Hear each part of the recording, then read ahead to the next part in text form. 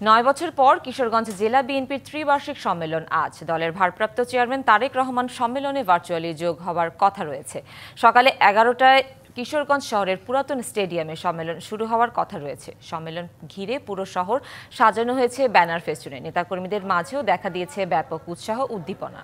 দলের ভেতরে গণতন্ত্রের চর্চায় নেতৃত্ব বাছাইয়ের এই আয়োজনকে স্বাগত জানিয়েছেন নেতাকর্মীরা। তাদের নির্দেশনা দিতে ভার্চুয়ালি যুক্ত হবেন ভারপ্রাপ্ত চেয়ারম্যান তারেক রহমান। সম্মেলনে সভাপতি পদে লড়ছেন জেলা বিএনপির সভাপতি ও কেন্দ্রীয় সাংগঠনিক সম্পাদক শরীফুল আলম এবং জেলা বিএনপির সহ সভাপতি রুহুল হোসেন। আর সাধারণ সম্পাদক পদে লড়বেন ৪ জন।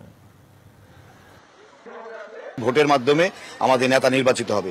আমরা বিশ্বাস করি যে তৃণমূল নেতাকর্মীরা বিগত দিনে আন্দোলন সংগ্রামে যারা ছিল, যারা নেতাকর্মীদের পাশে ছিল, সুখে দুঃখে ছিল, তারাই নির্বাচিত হবে।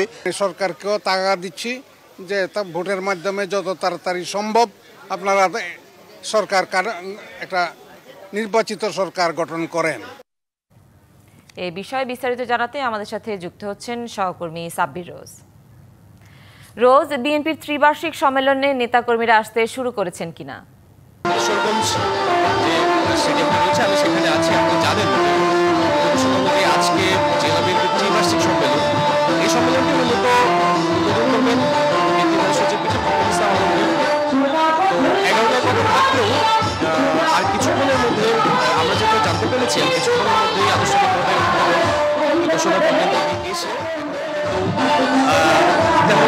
আনুষ্ঠানিকভাবে শুরু হয়নি, কিন্তু নেতাকর্মীরা আসতে শুরু করেছেন। আমরা দেখেছি জেলার বিভিন্ন ইউনিট থেকে অসংখ্য পরিমাণ নেতাকর্মীরা আসতে শুরু করেছেন।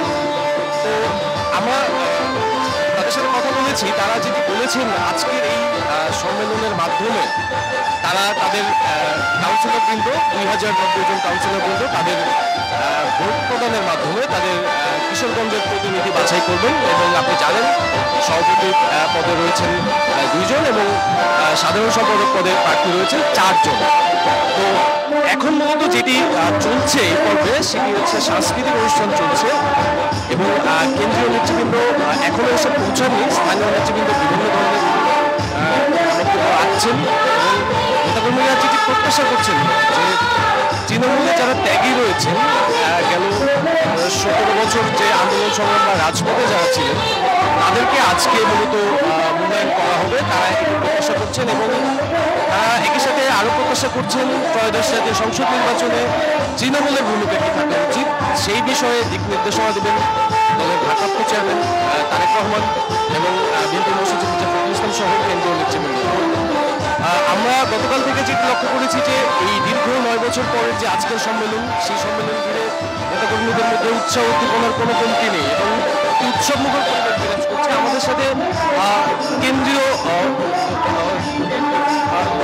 নেতা রয়েছেন, আমরা তার কাছ থেকে একটু যদি শুনতে চাই যে আজকে মূলত কি বার্তা থাকবে তৃণমূলের নেতাকর্মীদের। আজকে আমরা উজ্জীবিত। আজকে আমাদের ভারপ্রাপ্ত চেয়ারম্যান সরাসরি আজকে আমাদের এই অনুষ্ঠানে লন্ডন থেকে যোগ দিচ্ছেন।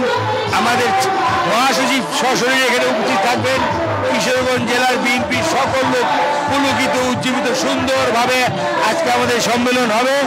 আজকের বার্তা সারা বাংলাদেশে যাতে বিএনপি নেতাকর্মী সবাই তারেক রহমানের ডাকে ঐক্যবদ্ধ থাকে, যে কোনো সময় যে কোনো আন্দোলন সংগ্রামে আমরা ঝাঁপিয়ে পড়তে পারি, তারই উদাহরণস্বরূপ আজকের এই সম্মেলন হচ্ছে। ধন্যবাদ আপনাকে।